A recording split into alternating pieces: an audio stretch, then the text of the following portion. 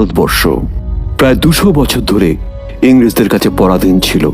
1757 সালে মুর্শিদাবাদের পলাশীর আমবাগানে ব্রিটিশ ইস্ট ইন্ডিয়া কোম্পানির বাহিনীর কাছে পরাজিত হয় বাংলা, বিহার, উড়িষ্যার নবাব সিরাজ উদ্দৌলা। এরপর থেকে ইস্ট ইন্ডিয়া কোম্পানি ধীরে ধীরে গোটা ভারতবর্ষকে পরাধীনতার শৃঙ্খলে আবদ্ধ করে নেয়।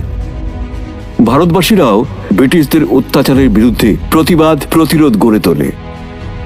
একদিকে ব্রিটিশদের শাসনের নামে অত্যাচার, শোষণ, অন্যদিকে বিপ্লবীদের সংগ্রাম। এরকম এক উত্তাল সময়ে 1889 সালের ডিসেম্বর মাসের 3 তারিখে মেদিনীপুরের হবিবপুরে বাবা ত্রৈলোক্যনাথ বসু ও মাতা লক্ষ্মীপ্রিয়া দেবীর ঘরে জন্মগ্রহণ করে বাংলার বীর সংগ্রামী ক্ষুদিরাম বসু।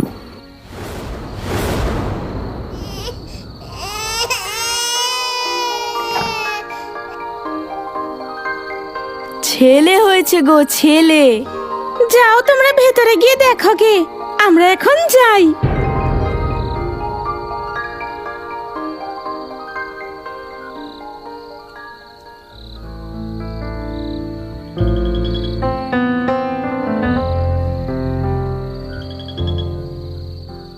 আমাদের ছেলে হয়েছে, কিন্তু তোমার মুখে হাসি নেই কেন লক্ষ্মীপ্রিয়া? আমার যে বড় ভয় করে। কিসের ভয়? আপনার নিশ্চয়ই মনে আছে, এর আগেও আমাদের 2টি খোকা হয়েছিল। তারা তো কেউ রইল না। না জানি এর ভাগ্যে কি লেখা আছে। ভয় পেও না লক্ষ্মী, এই খোকার কিচ্ছু হবে না। কিন্তু আমার যে ভয় হয়, আমার কপালে হয়তো ছেলের সুখ নেই। আমাকে ধাইমা একটা কথা বলেছে। এই ছেলেকে নিজের কাছে না রাখতে, ওকে বিক্রি করে দিতে বলেছে। মা, তুমি কি বলছো লক্ষ্মী? 3 মেয়ের পরে আমাদের পর 2টি খোকা হলো, একটাকেও বাঁচাতে পারলাম না, এখন এটাকেও বিক্রি করে দেবে? অপরূপা, বলো মা। আমি চাই এই ছেলের দায়িত্ব আজ থেকে তুই নে। আমি ওকে তোর কাছেই বিক্রি করে দেব। ওর উপর আমার আর কোনো অধিকার রাখবো না। তুই তুই জামাই বাবা জীবনের সাথে কথা বল। তুই আমাকে 3 মুঠো খুঁত দে। ওই খুঁত দিয়েই তোর ভাইকে তুই কিনে নে মা। মা,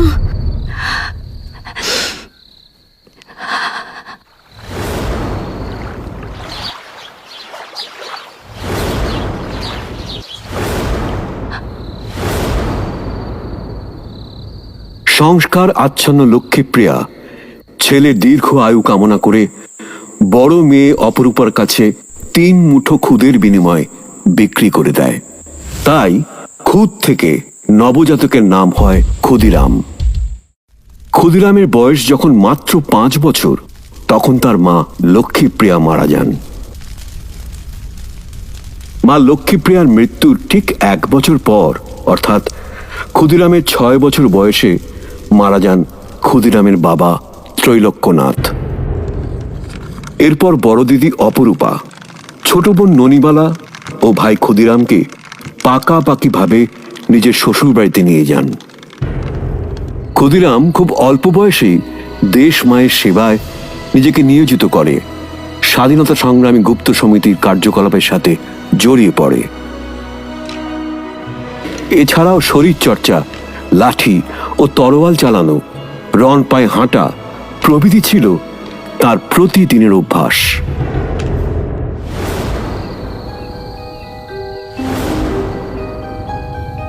তোমরা যেভাবে শরীর চর্চা করছো, লাঠি খেলা অনুশীলন করছো, রণপা পড়ে দ্রুত এক জায়গা থেকে অন্য জায়গায় যাওয়া অনুশীলন করছো, এসব দেখে আমি অভিভূত। আমি খুব খুশি। শোনো, আমাদের দেশ ব্রিটিশরা অন্যায়ভাবে দখল করে রেখেছে। ওরা আমাদের কৃষক শ্রমিক ভাইদের উপর অত্যাচার করছে। আমরা এর প্রতিবাদ করলে তাদের শাস্তি পেতে হচ্ছে। প্রতিবাদকারীকে খুন করা হচ্ছে। ওরা ওরা খুবই শক্তিশালী, অনেক অনেক অস্ত্র ওদের কাছে। তবুও কতদিন এই অন্যায় আমরা সহ্য করব? আর নয়, আমাদের দেহে প্রাণ থাকতে আমরা আমাদের দেশ মাতাকে ইংরেজদের হাতে বন্দী হয়ে থাকতে দেব না। ইংরেজদের শোষণের বিরুদ্ধে লড়তে হবে আমাদের। তার জন্য শক্তি সঞ্চয় করতে হবে, নিয়মিত ব্যায়াম করতে হবে। আমরা রক্ত দিয়ে স্বাধীন করব আমাদের দেশ, এই আমাদের অঙ্গীকার। সত্যেন্দা, কি হয়েছে? হাঁপাচ্ছিস কেন? কোনো বিপদ? হ্যাঁ সত্যেন্দা, তমলুকে কলেরা মহামারী ছড়িয়ে পড়েছে। অনেক মানুষ আক্রান্ত, অনেকে মারা গেছে। এরপর তো আরো ছড়াবে, তখন কি হবে? হ্যাঁ, আমিও শুনেছি তমলুকের ওদিকটায় মহামারী ছড়াচ্ছে। কিছু একটা তো করতে হবে, আমাদের যেতে হবে ওখানে। মানুষকে সচেতন করতে পারলে এই মহামারী আটকানো যাবে। মনে রাখতে হবে, অসহায় মানুষদের সেবা করাই হলো প্রকৃত দেশ সেবা। সত্যেন্দা, আমিই যাব তমলুকে। আপনি শুধু আমাকে শিখিয়ে দেবেন কিভাবে কলেরা রোগীকে সেবা করতে হয় আর কিভাবে মানুষের মধ্যে সচেতনতা বাড়াতে হয়। আমরাও যাব, আমরা সবাই মিলে অসুস্থতার সেবা করব। হ্যাঁ, আমরা সবাই যাব। আমরা সবাই যাব। ঠিক আছে, তোমরা সবাই যাবে। আর এই কাজে তোমাদের নেতৃত্ব দেবে ক্ষুদিরাম।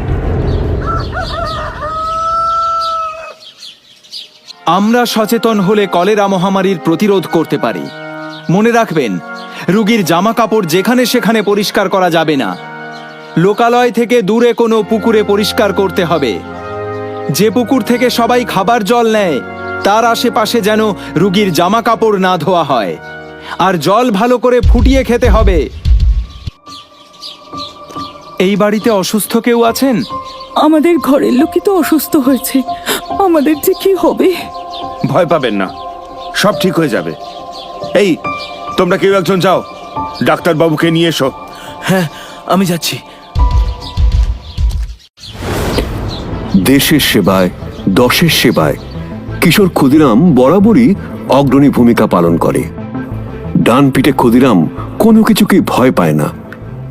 সে যেমন ছুটে যায় অসুস্থকে সেবা করতে, তেমনি ছুটে যায় বন্যা কবলিত এলাকায় জলে আটকে থাকা মানুষদের উদ্ধার করতে।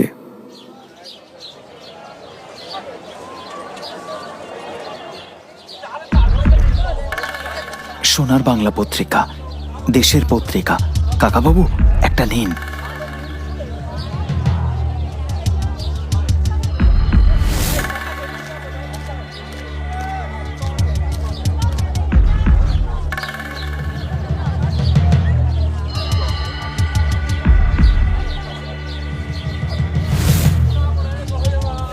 ওই দেখুন স্যার, ওই ছেলেটা নিষিদ্ধ পত্রিকা বিক্রি করছে।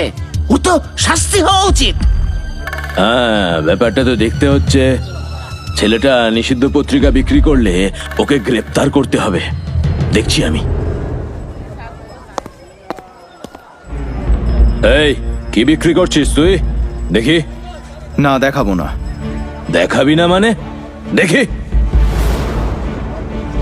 সোনার বাংলা, তুই জানিস না এই পত্রিকা দেশে নিষিদ্ধ, তবুও বিক্রি করছিস? চল তুই আমার সাথে থানায় চল, তোর কি হাল করি তুই দেখবি। না, আমি যাব না।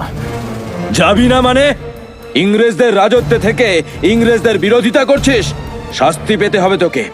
আমার সাথে এখনই থানায় চল, চল একবার।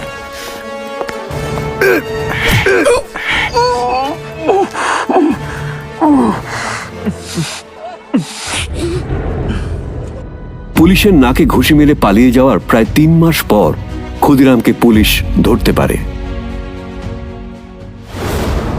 আচ্ছা ক্ষুদিরাম, তুমি যে সোনার বাংলা বিক্রি করছিলে, তুমি কি জানো ব্রিটিশ সরকার এই পত্রিকা প্রকাশ এবং বিক্রি দুই নিষিদ্ধ করিয়াছে? হ্যাঁ, আমি তা জানি। দেখো, তুমি এখনো ছোট। তুমি যদি বলিয়া দাও কে তোমাকে এই পত্রিকা বিক্রি করিতে বলিয়াছে, তাহলে আমি তোমাকে ছাড়িয়া দিব। তুমি শুধু নামটা বলো। তার নাম আমার মনে নেই। তার মুখ দেখিলে নিশ্চয় চিনিতে পারিবে। ভালো করে দেখো তো এই ঘরে সে আছে কিনা।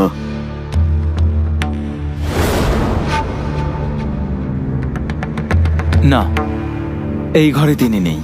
তাকে চিনিতে পারিলে তোমার সাজা মুকুব হইয়া যাইবে। কোনো শাস্তি হইবে না তোমার। ভালো করে দেখো। না, এ ঘরে সে নেই। আমি তাকে দেখতে পাচ্ছি না। সেই সময় লর্ড কার্জনের বঙ্গভঙ্গকে কেন্দ্র করে গোটা দেশ জুড়ে বিক্ষোভ বেড়েই চলেছিল। বিশেষত এই বঙ্গভূমি বিক্ষোভের আগুনে উত্তপ্ত হয়ে উঠেছিল। তার সাথে তাল মিলিয়ে বেড়ে চলেছিল ব্রিটিশদের অত্যাচার। ব্রিটিশদের অত্যাচারের হাত থেকে শিশু, বৃদ্ধ কারো রক্ষা ছিল না। অত্যাচার মানুষের সহ্যের সীমা পার করে গিয়েছিল।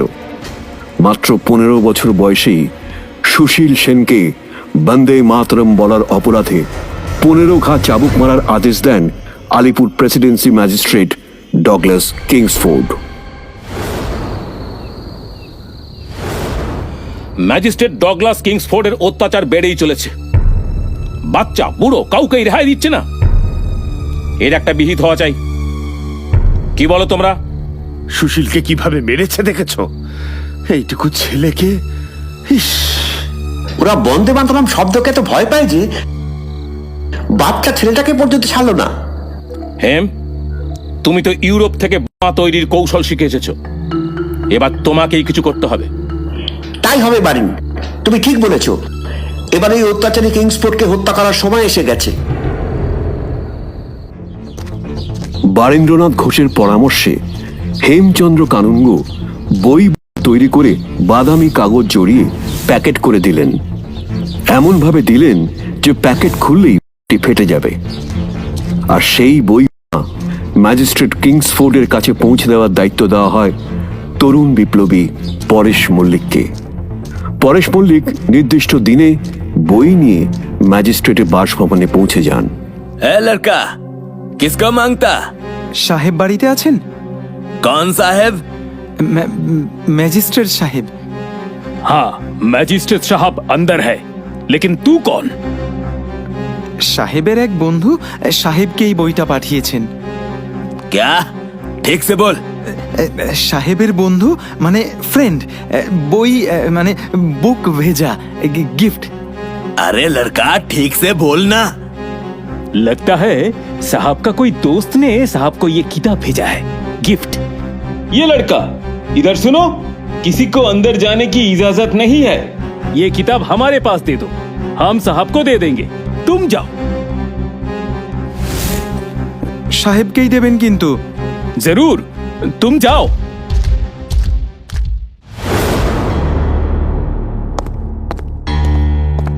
साहब, What happened?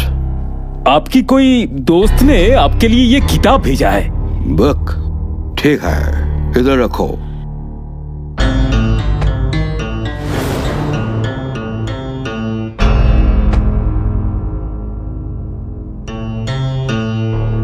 साहब, आपके लिए ये टेलीग्राम आया है।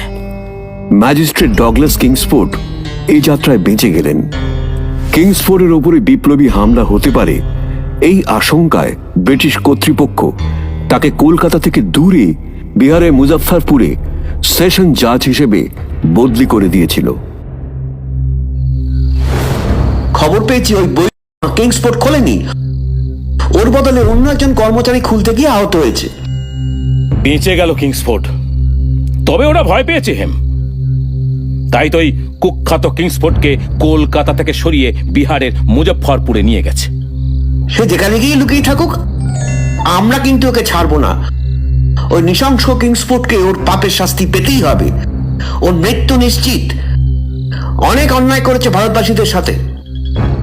আমি ঠিক করে ফেলেছি, মুজফ্ফরপুরে যাবে যুগান্তর গোষ্ঠীর ছেলেরা। ওখানে গিয়ে কিংসফোর্ডকে হত্যা করবে তারা। কিন্তু ওখানে যাবে কে? আমরা কেউ গেলে আগে থেকে ওরা বুঝতে পেরে যাবে। এমনিতেই ওরা কিংসফোর্ডের জীবনহানির আশঙ্কা করে বসে আছে। আমরা যদি যাই, আমরা তো আগেই ধরা পড়ে যাব। মুজফ্ফরপুরে কিংসফোর্ডকে হত্যা করতে যাবে মেদিনীপুরের ছেলে ক্ষুদিরাম। ওর সঙ্গে যাবে বগুড়া জেলার প্রফুল্ল চাকি। দুজনেই খুব সাহসী ও লড়াকু। আমার মনে হয় এই দুজনই এই কাজের জন্য উপযুক্ত। হ্যাঁ, একদম একদম, তুমি ঠিক বলেছো বারিন। আমরাও একমত। এই যে ক্ষুদিরাম, এসো এসো। তুমিও এসো প্রফুল্ল। তোমরা দুজনেই শোনো, আজ আমি তোমাদের একটা কাজের দায়িত্ব দিতে চাই। আশা করি তোমরা সে দায়িত্ব নিষ্ঠার সাথে পালন করবে। তোমরা দুজনে বিহারের মুজফ্ফরপুর যাবে। সেখানে গিয়ে ম্যাজিস্ট্রেট কিংসফোর্ডকে হত্যা করবে। তোমরা কি এই কাজ পারবে? হ্যাঁ, পারবো। অবশ্যই আমরা পারবো। বেশ, তাহলে আজ থেকে তোমার নাম দুর্গাদাস সেন এবং তোমার দীনেশ চন্দ্র রায়। তোমরা দুজনেই যাবে মুজফ্ফরপুরে। হেম, ওদের যাওয়ার বন্দোবস্ত করতে হবে।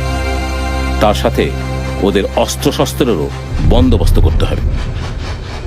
18 এপ্রিল 1908 ক্ষুদিরাম ও প্রফুল্ল চাকি ট্রেনে করে মুজফ্ফরপুরে আসে। এখানে এসে একটি ধর্মশালায় আশ্রয় নেয় তারা। এদিকে ব্রিটিশ সরকার ম্যাজিস্ট্রেট কিংসফোর্ডের প্রহরা বাড়িয়ে দিয়েছে। ফলে কিংসফোর্ডের ধারে কাছে যাওয়া প্রায় অসাধ্য হয়ে যায় ক্ষুদিরাম ও প্রফুল্ল চাকির কাছে।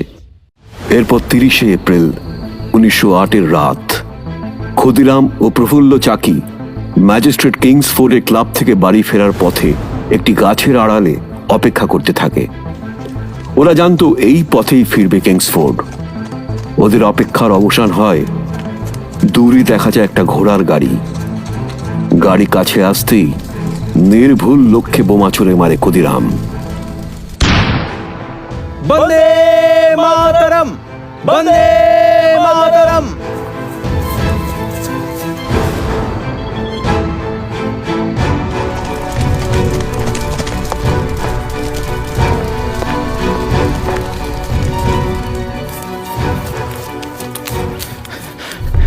আমাদের এখন অনেকটা পথ যেতে হবে, কিন্তু আমরা একসাথে থাকলেই সবাই আমাদের সন্দেহ করতে পারে। ঠিক বলেছ, আমাদের একসাথে থাকলে বিপদ হতে পারে। এখন থেকে তুমি আর আমি অন্য অন্য পথ ধরে পালাবো।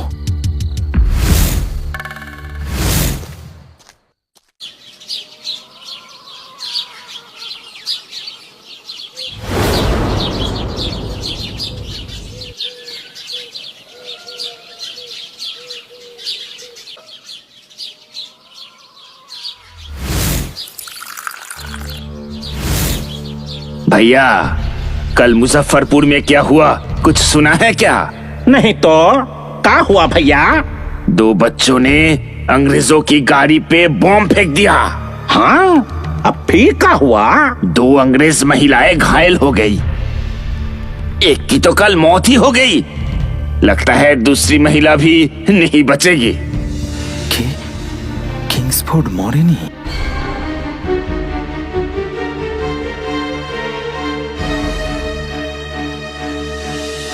ए, कौन हो तुम?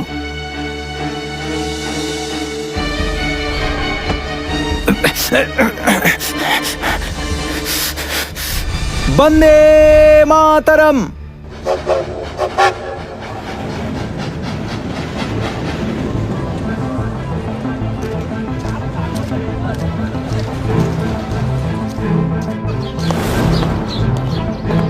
Inspector Banerjee, Arrest him.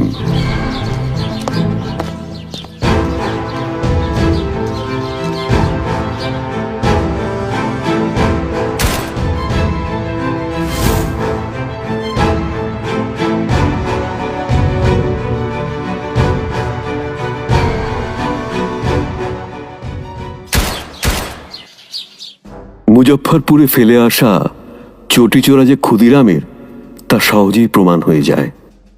আবার পালানোর সময় 2জন পুলিশ কর্মী ক্ষুদিরাম ও প্রফুল্লকে দেখেছিল। তারাও ক্ষুদিরামকে শনাক্ত করে। ফলে সহজেই ক্ষুদিরাম দোষী সাব্যস্ত হয়। ক্ষুদিরাম নিজেও আদালতে কিংসফোর্ডকে হত্যার প্রচেষ্টা করার কথা স্বীকার করে নেয়। তবে কে বা কারা তাকে এই কাজের জন্য পাঠিয়েছিল তা জিজ্ঞাসা করলে ক্ষুদিরাম নীরব ছিল। হাজারো অত্যাচার ক্ষুদিরামের মুখ থেকে বাংলার বিপ্লবীদের নাম বের করতে পারেনি। অবশেষে 1908 সালের 11 আগস্ট ক্ষুদিরামকে ফাঁসি দেওয়া হয়।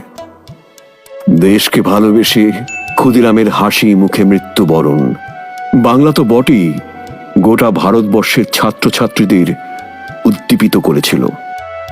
গোটা ভারত জুড়ে ছড়িয়ে পড়েছিল বিপ্লবের আগুন, যা কিনা ব্রিটিশ শাসনের ভিত নাড়িয়ে দিয়েছিল, যার ফলস্বরূপ 1947 সালের 15ই আগস্ট ইংরেজরা এই দেশ ছাড়তে বাধ্য হয়। স্বাধীন হয় আমাদের প্রিয় দেশ ভারত।